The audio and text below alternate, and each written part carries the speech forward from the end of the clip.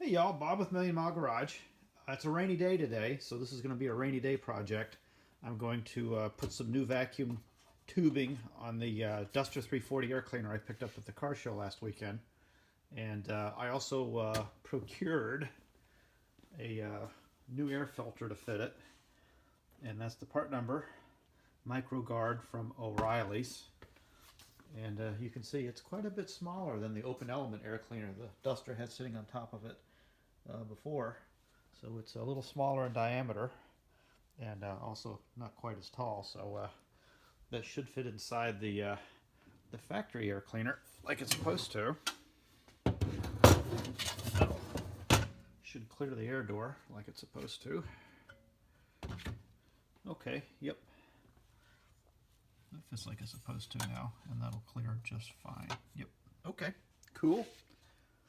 Hey, just pointing out here, you've got a thermostat controlled or thermostatic valve for the just for the vacuum that's going to be applied to the air diverter for the hot air, which is not going to be used because this car has headers. So not real concerned about that part. And I looked at some online schematics, and it looks like to me this is complete, except it's missing the vacuum tee, where the vacuum source is going to come in from here, tee in, and then it's just going to bridge right onto there, onto that thermostatically controlled vacuum air valve. And the only thing that's going to do is just control the vacuum that's going to go to the flapper door here, and it's always going to have a constant state of vacuum for the vacuum motor on the air door. So I picked up a vacuum tee assortment, and I picked up what I thought was the correct size. I believe it's 5/32 on there. And so I got looks like 6 feet of that, and I'm going to go ahead and just go in and replumb all of this. I'm going to have to tie into the manifold vacuum because that's what I use for vacuum on the vacuum can on the distributor. This engine's a low compression engine. It likes a lot of vacuum at an idle, especially when it's in gear with the air conditioning on. So we're going to go ahead and run with that. I'm just going to have to take this this hose. I'm probably going to have to cut it somewhere in here, and then I'll put a T on there as well, and that'll be my vacuum source for the air door. So yeah, I'm just going to get to work on this, and I'll show you guys what it looks like when I'm done. Okay, I just ran a new piece of tube from the vacuum motor through here, and then I've got it plumbed in this way. So it's going to be feeding this thermostatically controlled valve for this flapper door here. And this will get constant vacuum all the time here.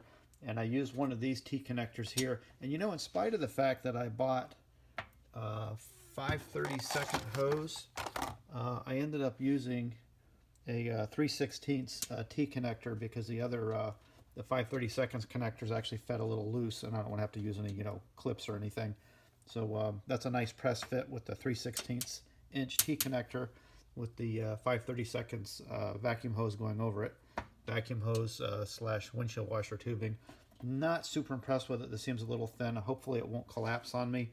They do call it vacuum hose, but I tell you what, it does seem like a little bit of a stretch. And so I'm going to set this on the car, and I'll mock this up and see if I can get this plumbed in. Okay, that's a good sign.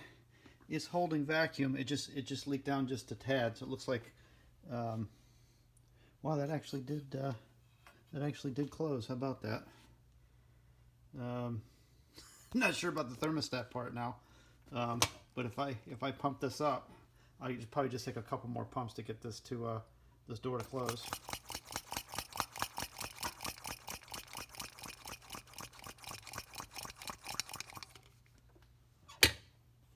Okay.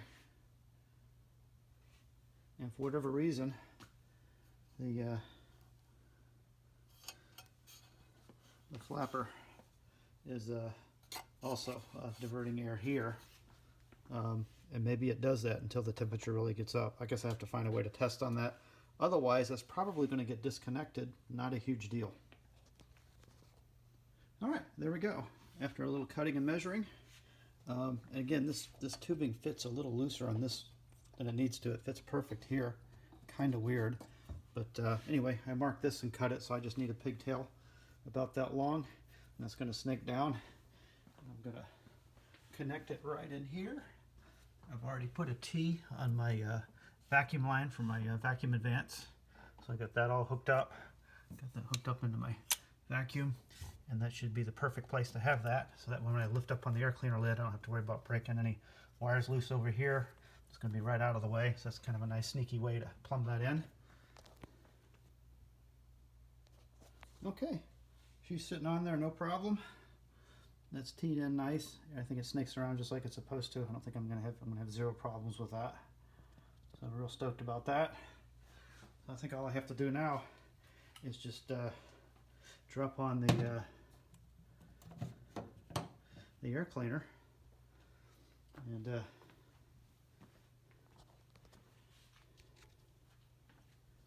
see what we got here. Alright, that looks good. And then the 340 lid should drop right on. It's getting late here, I'm losing my light. That's okay.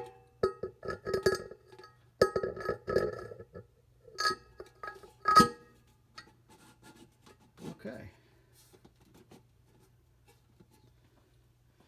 Fits a little tight against this AC hose, but it does clear. So there we go. I think this light over here is probably not helping, is it? Oh, there we go. Alright, so the lid sits flush. It's plumb for the air door. The only thing I'm going to do is find a breather with a tube on it and get that hooked up. And then she looks pretty stock appearing anyway, right? Well, that's kind of cool. I dig it.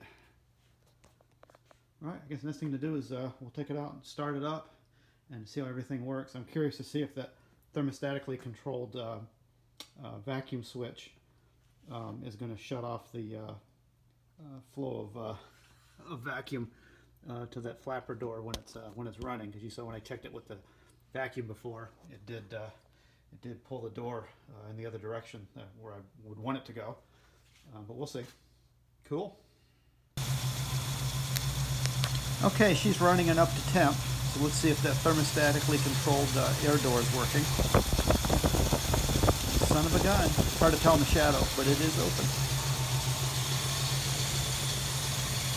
I'm going to pull the lid off so we can see if the air door is working. It should be closed at an idle. And it's working.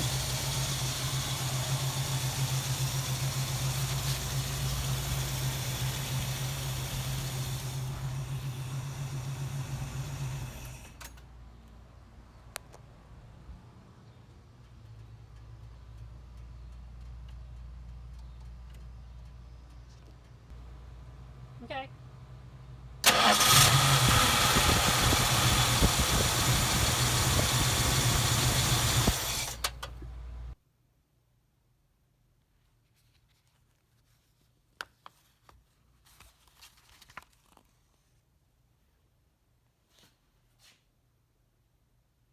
Nice.